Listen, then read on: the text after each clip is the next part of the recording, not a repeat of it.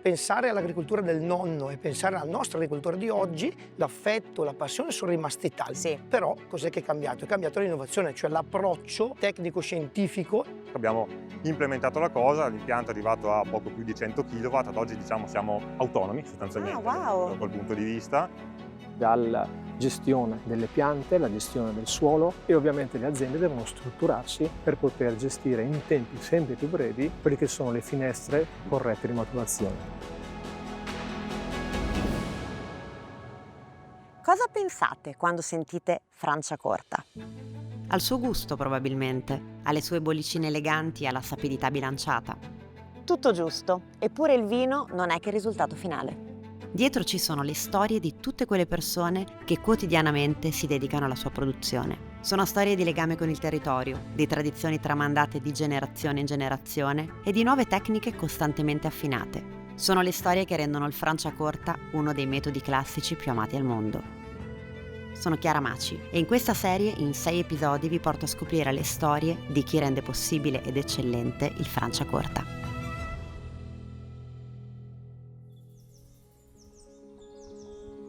Valorizzazione delle radici e desiderio di guardare al futuro, di evolversi. 2 concetti che nel mondo enogastronomico vanno spesso insieme, ma come opposti. Sembrano escludersi a vicenda, ma se fosse il contrario? Se l'innovazione nascesse proprio dal rispetto e dalla valorizzazione della tradizione, dal desiderio di mantenerla viva e attuale? Le cantine che incontriamo oggi rappresentano proprio questo approccio. Hanno tra le loro missioni esplicite quella di innovare, in un mondo, quello del Franciacorta, dove delle radici non si può fare a meno. In questo viaggio di storie di Franciacorta parliamo proprio di questo, di come evolversi nel rispetto delle tradizioni, di come mantenere i piedi saldi nel passato, ma guardando al futuro. Siamo a Corte Franca, a pochi chilometri dal lago d'Iseo. Qua, negli anni 90, la famiglia Bosio, legata al territorio da generazioni, decide di lanciarsi nel settore della vitivinicoltura. Nasce l'azienda Bosio. 30 ettari e una missione chiara: la produzione di un vino di qualità nel massimo rispetto del territorio, apportando al settore un pizzico di innovazione. Dagli anni 90 il percorso è stato lungo. L'azienda si è estesa e alla sua guida è arrivata la 3ª generazione, Laura e Cesare Bosio. Le tecniche agronomiche si sono affinate, la passione e la voglia di innovare sono rimaste le stesse. L'azienda era fondata dal nonno, il nonno Girolamo, che a Timolini di Corte Franca si divertiva a fare non solo il viticoltore ma anche il cerealicoltore, quindi le famose aziende agricole miste bresciane che una volta facevano poco e di tutto. Visionarie poi, Visionarie, e tra queste ovviamente il vino. Certo, quindi in realtà non era neanche l'attività principale. Un po' per tutto il tessuto sociale, allora l'agricoltura nel nostro paese, ma se pensiamo che tutta la Franciacorta era l'attività principale che dava sussistenza alla famiglia. Da lì poi diciamo la generazione è stata continuata con la seconda generazione, che è stato papà Luigi, ha creato un nuovo mestiere, il mestiere del commerciante al minuto. Aveva aperto un negozio in paese, Ma dai! con mia madre, di alimentari, e serviva, diciamo così, sempre con la terra nel cuore. Mi hai raccontato un pezzo di storia praticamente, perché è vero, tuo padre è stato molto bravo ad adattarsi al cambiamento, che è fondamentale perché i tempi cambiano e bisogna farlo. Dall'altra vi ha trasmesso questo amore incredibile per la terra. Una delle vostre parole chiave però è anche innovazione, in un territorio di grande tradizione comunque. Esatto, innovazione, perché se noi pensiamo che siamo partiti alla fine degli anni 90, ok, con un progetto ben preciso, perché era quello ovviamente di produrre Franciacorta, però pensare all'agricoltura del nonno e pensare alla nostra agricoltura di oggi, magari i principi, l'affetto, la passione sono rimasti tali, però cos'è che è cambiato? È cambiato l'innovazione, cioè l'approccio tecnico-scientifico e anche operativo, ovviamente sia in campagna che in cantina. Ad esempio? Oggi è una giornata bellissima, grazie a delle capannine meteorologiche, e ne abbiamo una anche in azienda, su tutto il territorio franciacortino ne abbiamo più di 50, riusciamo a guardare i nostri dati climatici, pioggia, velocità del vento, temperatura ovviamente, con un'app. Questa cosa serve moltissimo. Capire cosa dobbiamo fare in vigna per le lotte fitosanitarie, i trattamenti, la prevenzione, eccetera. Ma ci fa anche mettere da parte tutti questi dati climatici che alla fine riescono a caratterizzare un territorio. Pensiamo a questa cosa portata avanti nel tempo. Si parla tanto di biodiversità. nel vigneto non c'è solo il vigneto, ci sono tante cose intorno. Il nonno lo sapeva già questo, ma anche il papà, perché loro hanno creato questi piccoli boschi, questi piccoli filari, questi bei roveri che adesso hanno più di 40-50 anni. Magari questa parola non la conoscevano. A noi sta invece a valorizzare questo patrimonio, cioè studiarlo, metterlo su carta, metterlo magari in un database grandissimo, e ci arriveremo col nostro consorzio, dove noi vediamo che in ogni vigna del nostro territorio abbiamo caratteristiche climatiche, di suolo, di biodiversità e di innovazione. L'innovazione, per quello che mi stai dicendo tu, è anche preservare in realtà tutto quello che è stato fatto e in qualche modo anche comunicarlo, no? Valorizzarlo, sì, come dicevi tu giustamente. Dargli dei numeri, dargli degli indici, certo. perché poi queste cose, volente o nolente, la natura è sempre più avanti di noi, si sentono nella bottiglia. Sì, sì. Okay. Quello che una volta era fatto a sentimento, diciamo così, adesso in qualche modo va fatto in maniera più rigida. C'è questa verità, c'è questa magia, cerchiamo di capirne di più, perché l'essere umano è così, vuole sempre capire, che poi tutto non si riesce a capire. Assolutamente, per fortuna stavo dicendo,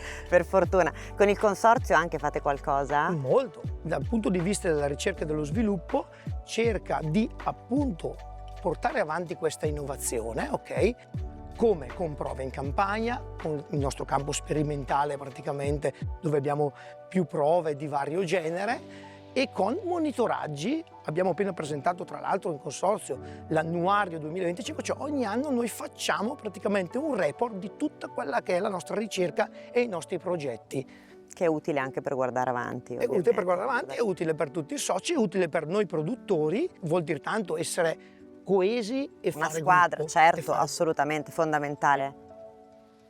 La prossima cantina si chiama Cantina Mirabella.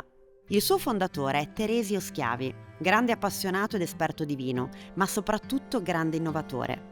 È sua nel 1979 la scelta di impiantare nel vigneto, sulle colline di Paderno Franciacorta, 5 ettari di pino bianco.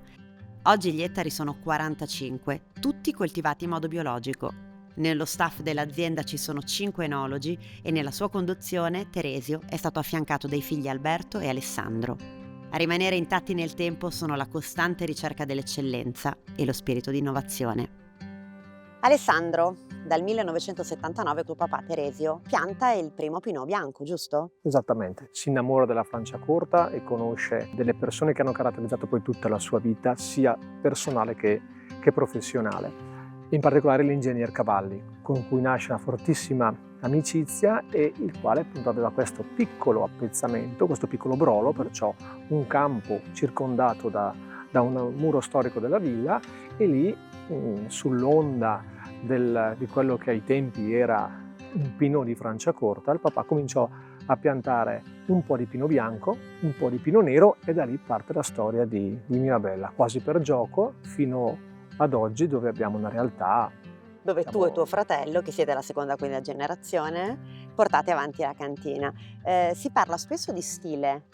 Mirabella, cosa si intende? Stile è una parola che a me piace tantissimo, ma ritengo che sia anche una delle cose più difficili, perché uno stile vuol dire anni e anni di esperienza, sperando che diventi stile nel tempo, con in particolare il Pinot Bianco, che insieme a Chardonnay, il Pinot Nero e Erba Mat caratterizzano la Franciacorta. Pinot Bianco, che è un vitigno che c'è sempre stato in Franciacorta, ma che nell'ultimo periodo sta dando grandissime soddisfazioni, e in particolare per questi cambiamenti climatici molto significativi sulle uve e sulle vinificazioni. Il Pinot Bianco riesce a mantenere la sua eleganza, la sua semplicità. Visto che l'hai citato tu, il cambiamento climatico, come ha inciso in questi ultimi anni, sia sul raccolto, sulle vendemmie, sul vino finale ovviamente? In particolare ha inciso a livello agronomico. Negli anni 80-90 piantavamo vitigni con la caratteristica di avere problemi di maturazione, perché il clima era più freddo. Questo è cambiato radicalmente, perciò tanti aspetti sono stati modificati, dalla gestione delle piante, la gestione del suolo, le esposizioni. Sono quelle poche armi purtroppo che abbiamo per poter combattere o perlomeno limitare questi cambi così repentini e così improvvisi. A livello di vinificazione ovviamente sono molto anticipate le vendemmie, ormai siamo nella prima metà di agosto, e ovviamente le aziende devono strutturarsi per poter gestire in tempi sempre più brevi quelle che sono le finestre corrette di maturazione. Quando si parla di innovazione si associa spesso alla figura di tuo padre comunque. Secondo te perché? E che cosa continuate a fare voi, anche tu e tuo fratello? L'innovazione papà l'ha dimostrata partendo senza niente da una zona difficile all'avventura. Coraggio, Perciò in il primis. coraggio. Labella è stata una delle prime 3 aziende a creare una bottiglia di Franciacorta Rosé, e una cosa non così scontata, e devo ringraziare tantissimo, è il fatto che si sia fidato dei figli, abbia delegato, abbia permesso di sbagliare sempre con la sua supervisione, e questo non è così scontato nel cambio generazionale, perciò Assolutamente. l'innovazione è anche dare spazio ai giovani. Continua la ricerca, continua la sostenibilità, che poi portiamo anche in cantina ovviamente, con vasche di cemento molto spesse, molto coibentate per limitare il più possibile gli sprechi energetici. Fa tutto parte di quello che è il preservare il nostro ambiente per cercare di lasciarlo meglio di come l'abbiamo trovato. C'è chi porta avanti l'innovazione perfezionando e affinando una strada già intrapresa, e c'è invece chi lo fa cambiando strada di netto. La prossima protagonista rientra nella seconda categoria, è la Fiorita. Cantina che oggi è un'eccellenza nella produzione di Franciacorta e che rappresenta una storia di trasformazione concreta. Nata come azienda agricola, è arrivata in seguito alla produzione di vino. I vigneti inizialmente destinati alla produzione di vino rosso sono stati poi reimpiantati per arrivare al Franciacorta. Una storia di cambiamenti e innovazione, di cui parliamo con Daniele Bono. Daniele, c'è un passaggio importante dall'agricoltura al vino, al Franciacorta. Come Esatto. avviene questo passaggio? Esatto, diciamo l'azienda non era una cantina, era un'azienda più a 360 gradi, il nonno aveva come principale attività, diciamo, sostanzialmente commerciava carni. Ah, ok. Poi dopo l'attività qua a Ome diventava importante, il nonno è originario di Ome, quindi lui si era spostato in città per questa attività, terre difficili da lavorare, soprattutto con i mezzi di allora. Infatti la Fiorita, il nome che mio nonno si era inventato, proprio perché era riuscito a far nascere un qualche cosa da una terra dove nessuno gli dava una lira, ecco. Quindi un coraggioso il nonno. Sì, ha saputo fare il suo, quindi azienda un po' a 360 gradi, un piccolo allevamento anche per rifornire la macelleria in centro a Brescia. Abbiamo deciso di specializzarci qui a Ome su quello che la terra era più in grado di dare, ovvero uve atte a fare Franciacorta. Quindi reimpiantato tutto. Reimpiantato tutto, abbiamo cominciato ovviamente ai primi anni 2000 con le prime 1000 bottiglie sperimentali, poi pian piano si è aumentato. Io leggo la Fiorita molto anche al mondo dell'innovazione, perché avete fatto dei cambiamenti importanti sia sulla cantina, ma ci sono dei temi importanti. Che cosa avete fatto? Sì, diciamo che non siamo partiti, come dicevo, con grossi capitali, quindi bisognava anche dare un occhio a come andavano le cose, quindi se le cose funzionavano, se andava bene, quando si aveva un po' di marginalità si reinvestiva, eccetera, bravissimo. Il passo un po' più grosso è stato fatto nel 2010, abbiamo costruito la cantina nuova che ci ha consentito di essere comodi. Già avevamo fatto una parte di fotovoltaico, non tanta roba, erano 20 kW ai tempi, c'erano i primi incentivi nel 2010. Adesso da un paio d'anni invece abbiamo implementato la cosa, l'impianto è arrivato a poco più di 100 kW, ad oggi diciamo siamo autonomi sostanzialmente wow. da quel punto di vista, e secondo me questo è importante, nel senso che ad oggi cerchiamo molto di andare in un'ottica di sostenibilità ma che sia pratica, cerchiamo più di essere razionali in quel senso. Beh, l'importante è fare sempre, poi il comunicare ovviamente va a supporto del fare, nel senso che state preparando un'azienda anche magari un domani da lasciare a una quarta generazione. La quarta generazione in parte c'è, asilo, bar alimentari, quindi Ok. lasciamoli liberi di fare quello che vogliono. Un altro aspetto secondo me molto interessante ultimamente, abbiamo visto in giro tanti atomizzatori e tanti, tra cui anche noi, hanno atomizzatori ormai a recupero di prodotto. Franciacorta è anche un territorio che fortunatamente si presta, ovvero queste macchine che consentono di fare trattamenti fitosanitari, ma non di sparare il prodotto e dove va, ma di recuperare tutto ciò che non viene direttamente intercettato dalla pianta, quindi non va in terra, lo si recupera, si usa meno prodotto. Anche questo è qualcosa per cui non c'è una specifica certificazione, però si fa, se ne vedono sempre di più, e secondo me è una bella cosa riuscire ad andare in questa direzione, insomma. Ed è bello che ci sia anche una terra a supportarti, perché non siete gli unici, sono in tanti comunque a pensarla in questo modo. Quella è la cosa bella della Franciacorta, la collettività, ovvero del singolo, che però parte dal presupposto che si sviluppi il territorio intero, e queste dinamiche che hanno portato avanti la Franciacorta nella generazione precedente vengono a loro volta portate avanti dalla nostra, e sono molto belle secondo me, perché poi è questo che crea un ambiente in cui lavorare, quindi no. Ed è anche bellissimo comunicarla questa terra per questo motivo, guarda. Sì. Senti, ti faccio una domanda, se tu dovessi essere un Franciacorta, scegliere di essere un Franciacorta, cosa saresti? Caspita, Allora, riserva. Ma perché riserva? Perché riserva in Franciacorta, sai, abbiamo un disciplinare Certo. molto rigido, la riserva deve fare più anni sui lieviti, quindi lasciamo il tempo, ok, che affina questo vino e lo rende importante. Riserva vuol dire anche responsabilità, cioè fare un Franciacorta che rappresenti non solo l'azienda, ma rappresenti un territorio che adesso è veramente importante. Vuol dire pazienza, vuol dire saper aspettare. Esatto, e noi l'abbiamo dedicata al nonno Girolamo. Che bello. Sarei un millesimato. Ah. I millesimati, per come li concepisco io, rappresentano molto l'azienda, molto il territorio, perché sono poi anche dei dosaggi zero. Io non sono così secco, però ci tengo a far capire come sono, e non sempre tutti apprezzano quello che è la persona o il Franciacorta nudo e crudo, e questo ti dà la possibilità di conoscere persone che sono interessate ad approfondire come sei e non restare troppo superficiali.